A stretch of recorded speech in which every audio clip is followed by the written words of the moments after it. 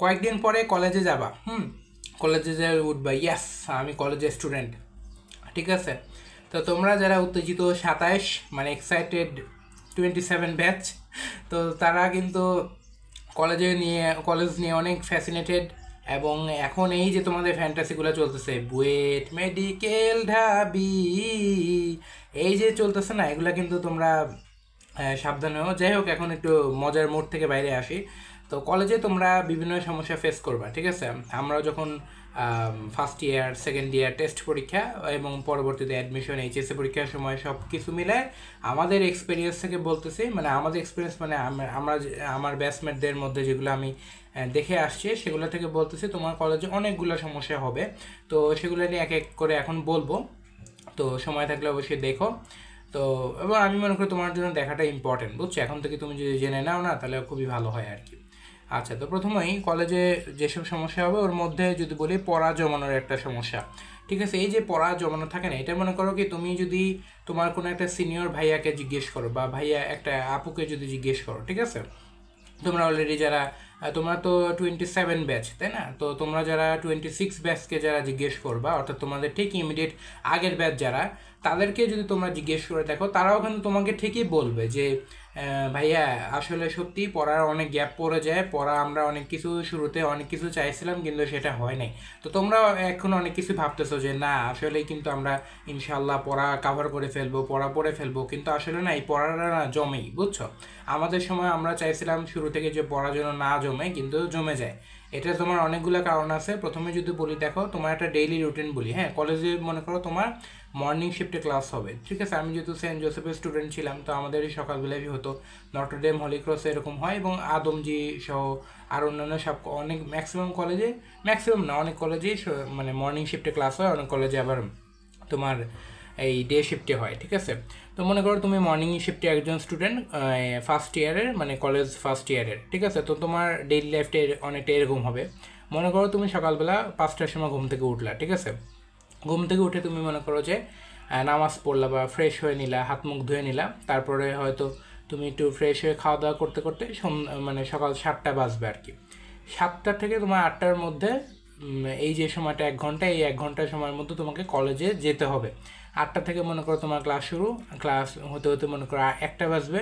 তারপরে তোমার হলো মনে করো কলেজে যদি প্র্যাকটিক্যাল থাকে বা কোনো ক্লাবের সাথে যদি যুক্ত থাকো, তাহলে হয়তো তোমার সব কিছু মিলে কলেজ কমপ্লিট করে বাসায় যখন আসবা, তখন মোটামুটি অলরেডি তোমার 2:30 থেকে 3টা অলরেডি বেজে যাবে, হ্যাঁ। তারপরে বাসায় এসে গোসল, খাওয়া দাওয়া সব কিছু করতে করতে যখন মনে করো ফ্রি হবা, তখন মোটামুটি 4টা 5টা বাজবে। তারপরে তো তুমি হয়তো প্রাইভেটের জন্য যাবা, কিংবা হয়তো অনলাইনে পড়বা বা কোচিংয়ে যাবা আর কি। তখন পড়তে পড়তে দেখবা যে অলরেডি বাসায় যখন আসবে ওই প্রাইভেট বা কোচিং কমপ্লিট করে, তখন দেখবা কি 8টা বা 9টা বাজে। তখন হয়তো তোমার টায়ার্ড লাগবে, কারণ তুমি দেখো সকালবেলা থেকে একবার 8টা পর্যন্ত, মানে রাত 8টা পর্যন্ত কিন্তু তুমি একবারে ফুল ব্লক, তোমার কিন্তু কোনো নিজের পড়ার কোনো তুমি টাইমে পাইলে না। তারপরে তুমি 8টার পরে কী করবা, খাওয়া দাওয়া করবা, খাওয়া দাওয়া করে একটু রেস্ট হয়ে যখন একটু ফ্রি হয়ে একটু মোবাইল টোবাইল টিপবা, টিপতে টিপতে দেখবা কি যে তোমার মোবাইলে একবারে তুমি 11টা বেজে গেছে।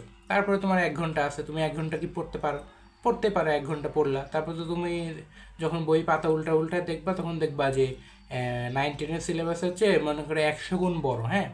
100 গুণ বড় সিলেবাস হলো 11-12-এর, মানে কোনো মাপা কোনো কিছু না, জাস্ট আমি একটা তুলনা করে মজা করে বললাম আর কি, ঠিক আছে। প্রায় অনেক বড় সিলেবাস কিন্তু। তো 1 ঘন্টা পরে কি হবে, তুমি মনে করো রাত 1টায় ঘুমাতে গেলা, 2 ঘন্টা পড়লা, 1টা থেকে মনে করো যে 5টার সময় আবার ঘুম থেকে উঠলা। তো এই যে ব্যাপারটা, তুমি সারাদিনে না এভাবে টাইমই পাবে না, এরকম করে করে ধীরে ধীরে পড়া গ্যাপ পড়তে পড়তে জমে যাবে। তো এটা একটা প্রথমত সমস্যা, এবং এটা সবচেয়ে বড় সমস্যা, এই জন্যই অনেক সময় নিয়ে তোমাকে বললাম। তো তারপরে তোমার যেটা পড়ার স্টাইল না বোঝা, মনে করো তুমি অনেক কষ্ট করে পড়া, তুমি বুঝলা যে হ্যাঁ আমি এইভাবে পড়বো, আমি নিজেকে মনে করো গুছিয়ে নিব, তারপরে পড়লা, বা হয়তো নিজে টাইম দিয়ে পড়লা, কিন্তু তুমি 9-10-এ যেভাবে পড়ে আসছো সেভাবেই কিন্তু এখন পড়লে কিন্তু হবে না, তোমার পড়ার স্টাইল কিন্তু ডিফারেন্ট। তো এই জন্য তোমরা এখন মনে করো যে তোমার কলেজে যদি ক্লাস শুরু হওয়ার মানে আরও কয়েক মাস যদি বাকি থাকে, তাহলে মাথায় রাখো যে এই সময় থেকে তুমি যদি অল্প অল্প করে পড়ো, তাহলে তোমার জন্য অনেক হেল্পফুল হবে। কারণ তুমি যখন কলেজে ক্লাস শুরু করবে তখন টাইমই পাবে না, বললামই তো, দেখলাম তোমার ডেইলি শিডিউল কিন্তু কতটা ব্লক হবে, তুমি নিজের টাইমেই কিন্তু পারবা না, নিজের পড়ার টাইমেই তুমি খুঁজে পাবা না। তো এই জন্যই পড়ার স্টাইলটা বুঝে বুঝে পড়তে হবে। পড়াটা কীভাবে পড়লে ভালো মতো পড়বা, কীভাবে তোমাদের ড্রিম বুয়েট মেডিকেল ঢাবিতে যাবা, ওই অনুযায়ী যেহেতু আলহামদুলিল্লাহ আমারও ওইভাবে আসছে, আমিও অনেক কিছু ফেস করে, কঠিন মুহূর্ত সিচুয়েশান ফেস করে এসেই তোমাদের বলতেছি। তো ইনশাআল্লাহ এটা নিয়ে আরও ডিটেল বলবো আর কি পরবর্তীতে, অন্য কোনো ভিডিওতে, কারণ এটা একটা ডিটেল বলারই বিষয়, কারণ একটা চ্যাপ্টার কীভাবে কমপ্লিট করবে এটা একটু ডিটেলে বললে ভালো হবে আর কি।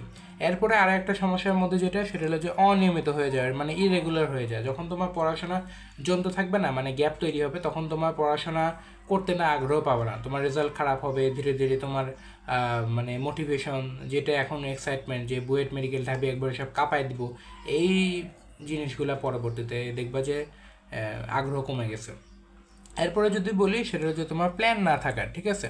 তোমার যদি মনে করো কি কলেজে মনে করো তোমার শুরু হয়েছে, ঠিক আছে, তুমি এখন কলেজে মনে করো যাচ্ছ, ক্লাস করতেছো, আবার মনে করো কোচিংয়ে যাচ্ছ, বাসায় আসতেছো, পরে মনে করো যে পরের দিনে আবার কোচিংয়ে, মানে পরের দিন আবার ক্লাস কোচিং এরকম করে চলতেছে, কিন্তু নিজের যে সেলফ স্টাডি ওইটা হচ্ছে না তোমার। যদি এরকম হয় এবং এরকম যদি চলতে থাকে একটা বড় সময় ধরে, 1 মাস 2 মাস 3 মাস এরকম যদি চলতে থাকে, তাহলে দেখবা কি যে হবে না। এই জন্য এভাবেই গ্যাপ তৈরি হয়ে যাবে। তো এই জন্য তোমাকে গ্যাপ যেন না তৈরি হয়, নিজের সেলফ স্টাডিটাকে এনশিওর করার জন্য তোমাকে অবশ্যই ভালো একটা প্ল্যান করতে হবে। এরপরে যদি বলি তোমার টার্গেট, তোমরা অলরেডি এখন অনেক কিছু চিন্তা করতেছো, কেউ চিন্তা করতেছো যে বুয়েটে যাব, মেডিকেলে যাব বা ঢাবিতে যাব, অনেকে চিন্তা করতেছো যে 3টে একসাথে ক্র্যাক করবো, একবার 3টে ক্র্যাক করব এবং ভাব নেব যে আমি মনে করো 3টাতেই চান্স পাইছি। ভালো খবর এটা, এই আমি তোমাকে স্যালুট জানাই, অল দ্য বেস্ট ভাই, এটা করে দেখাও, তোমার ড্রিমটাকে বাস্তবায়ন করো।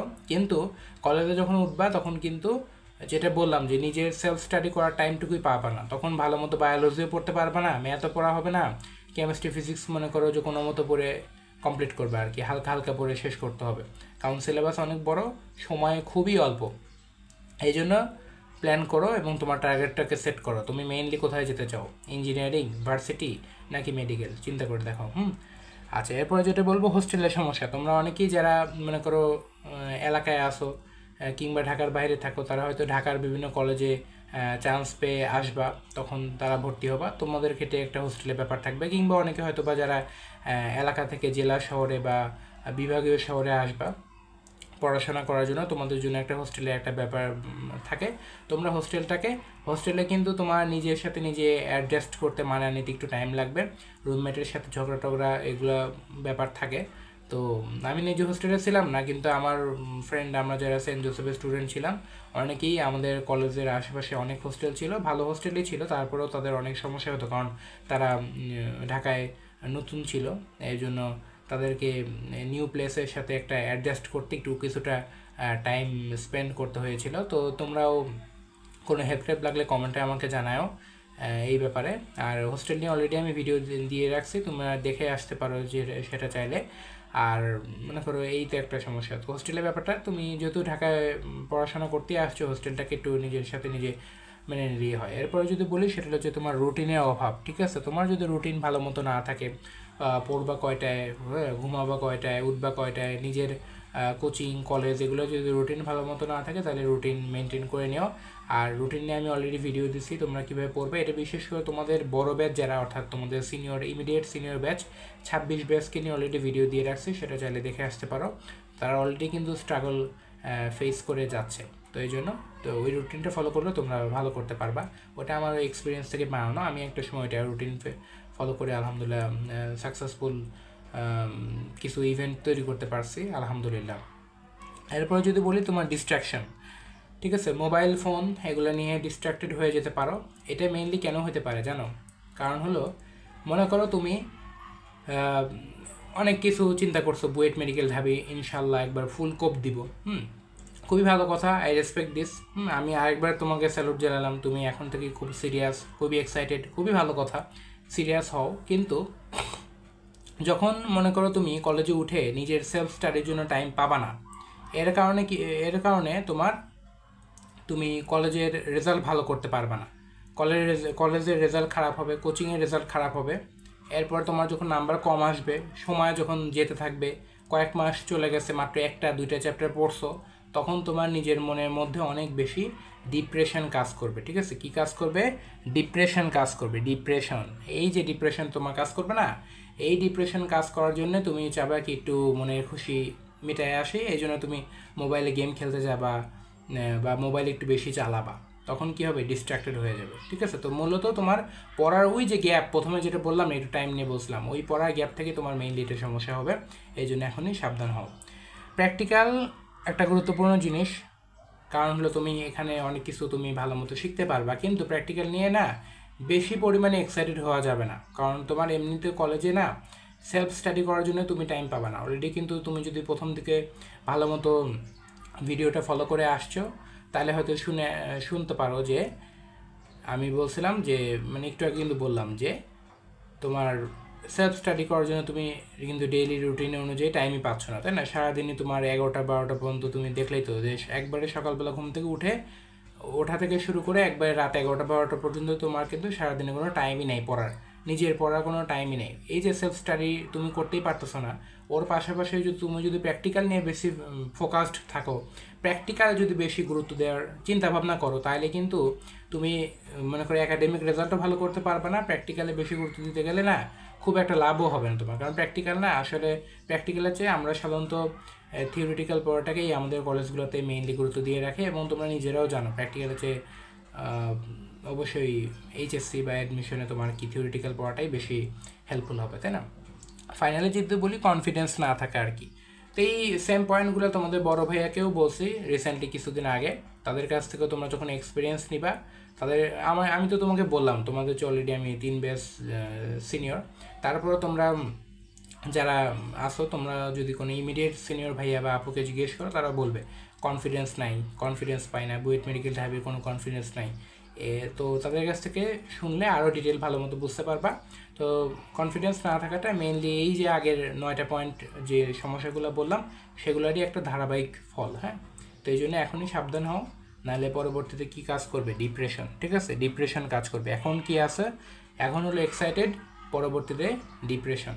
তো সাবধান থাকো আর ভয় পেও না। এগুলো জাস্ট তোমাকে সতর্ক করার জন্য বললাম, জাস্ট ওয়ার্নিং দিলাম। তুমি এগুলোকে বুদ্ধিমানের মতো কাজে লাগে, ইনশাল্লাহ তোমার কাঙ্ক্ষিত লক্ষ্য এইচএসসি পরীক্ষায় জিপিএ 5 পাওয়া, বুয়েট মেডিকেল ঢাবি কাপায় দিয়ে ইনশাল্লাহ একটা ভালো রেজাল্ট করা, ভালো সাবজেক্ট পাওয়াই তোমার লক্ষ্য। ওইভাবে আগে যাও। আর অবশ্যই সামনে বাধা আসবে, বাধা আসলে তোমার যে কোনো ডিফিকাল্টিস যদি হয়, তাহলে আমাকে নির্দ্বিধায় জানাও। আমি ইনশাল্লাহ কমেন্টে, যদি তোমার কোনো সমস্যা ফেস করো তাহলে কমেন্টে জানায় রাখো, ইনশাল্লাহ আমি উত্তর দিয়ে দিব। আর all the best for your journey. Tata.